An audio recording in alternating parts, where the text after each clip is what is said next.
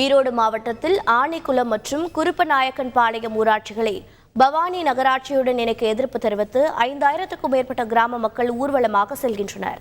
இது பற்றிய கூடுதல் தகவல்களை செய்தியாளர் மேகநாதன் வழங்கிட கேட்கலாம். மேகநாதன், வணக்கம். மக்களின் கோரிக்கை என்ன? எவ்வளவு நாட்களாக இந்த கோரிக்கை முன்வைத்து வருகிறார்கள்? அரசு தரப்பிலிருந்து கூறப்படும் விளக்கம் என்ன?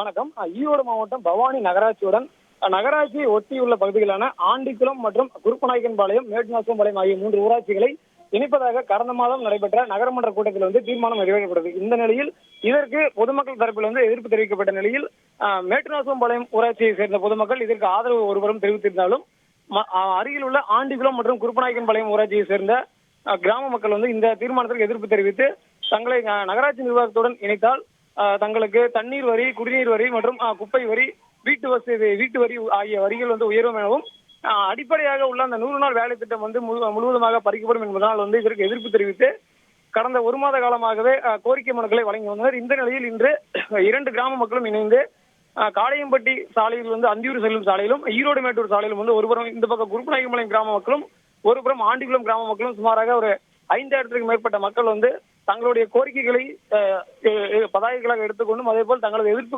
கருத்துக்களை பதிவு செய்யும் வகையில் நகராட்சி நிர்வாகத்திற்கு எதிராக கோஷங்களை எழுப்பியவாறு சுமார் 5000க்கும் மேற்பட்ட கிராம மக்கள் ஊர்வலமாக வருவதனால் பவானி சாலைக்குள் பிரதான சாலைகள் இருபுறமும் செல்வதனால் கனரக வாகனம் எதுவும் செல்ல முடியாத சூழல் ஏற்பட்டிருப்பது. இதனால் போக்குவரத்து போலீசார் போக்குவரத்தை மாற்றி அமைத்துள்ளனர்.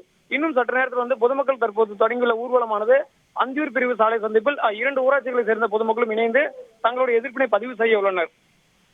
தகவல்களுக்கு நன்றி மேகநாதன். செய்திகளை உடனுக்குடன் தெரிந்து கொள்ள உடனே சப்ஸ்கிரைப் பண்ணுங்க.